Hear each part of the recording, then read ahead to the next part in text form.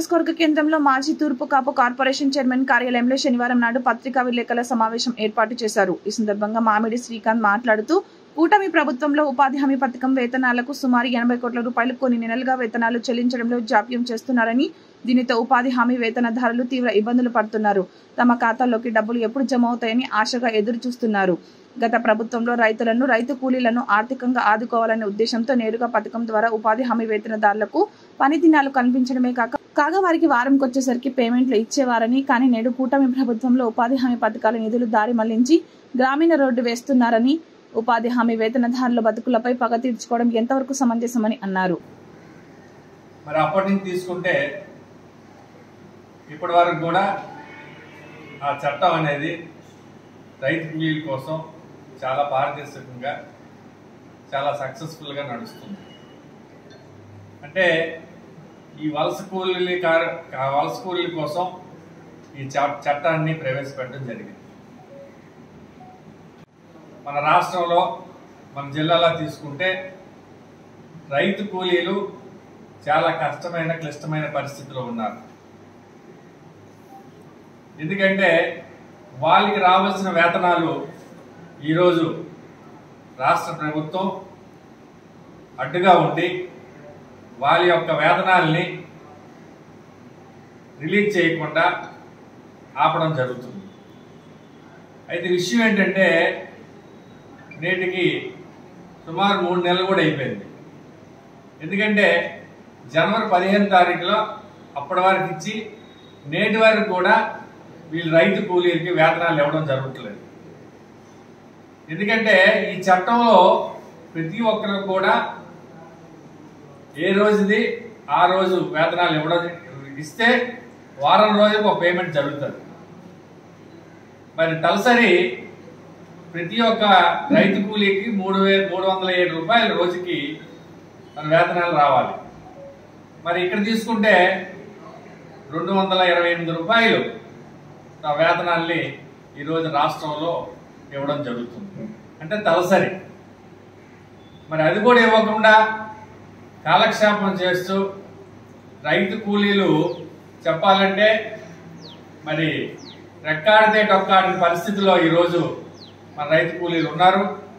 వాళ్ళందరూ కూడా ఎప్పుడు వస్తుంది అనేది పేమెంట్ కోసం చూస్తున్నారు. వాళ్ళు ఏం చేస్తున్నారంటే రోడ్స్ కేవలం సిమెంట్ రోడ్లు వాటికే వాడుకుంటూ జరుగుతుంది.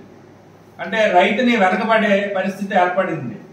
ఇది ఏ విషయాన్ని ఆ విషయానికి మరి రోడ్డు కంటే రోడ్డు వారు పంచాయతీరాజ్ వారు చేయాలి తప్ప ఉపాధి హామీ ద్వారా పెట్టడం, మళ్ళీ వాళ్ళకి కూడా డిసెంబర్ నుంచి వాళ్ళకి కూడా పేమెంట్ ఇవ్వలేకపోతున్నారు వాళ్ళు. మరి ఇలాంటి పరిస్థితుల్లో ప్రభుత్వం చాలా తప్పు చేస్తుంది. మరి ఈరోజు ఉపాధి హామీ అనేది అది ప్రతి ఒక్కరికి కూడా అవసరం. మనం పొద్దున్న చూస్తున్నాం. ఇదే విధంగా మన ఈరోజు పేమెంట్ కూడా చాలా కష్టమైన పరిస్థితుల్లో కూడా వాళ్ళ మెజర్మెంట్స్ కూడా చాలా కష్టమైన పరిస్థితుల్లో ఉన్నది. గతంలో అధికారులు వచ్చి వాళ్ళు మెజర్మెంట్స్ తీసుకొని చేసేవాళ్ళు. వాళ్ళ మీద కూడా ఇప్పుడు ఒత్తిడి తెచ్చి, ఎందుకంటే ఏ విధంగా రైతు కూలీకి నష్టం చేద్దామనే ఉద్దేశంతో ప్రభుత్వం చిత్తశుద్ధితో ఉంది.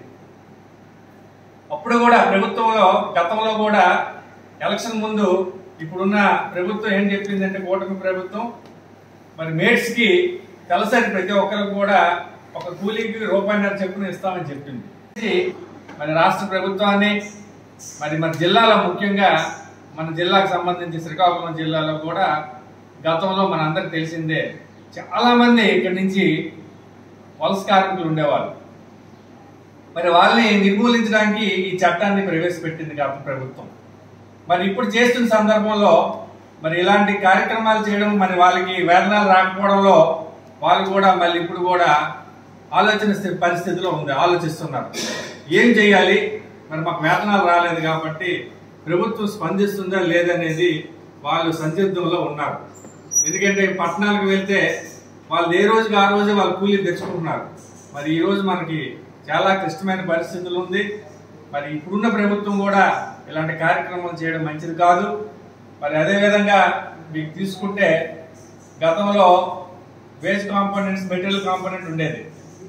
మెటీరియల్ కాంపోనెంట్ అనేది కేవలము చెక్ డ్యామ్స్ కోసము, ఇరిగేషన్ కోసము వాడే పరిస్థితి.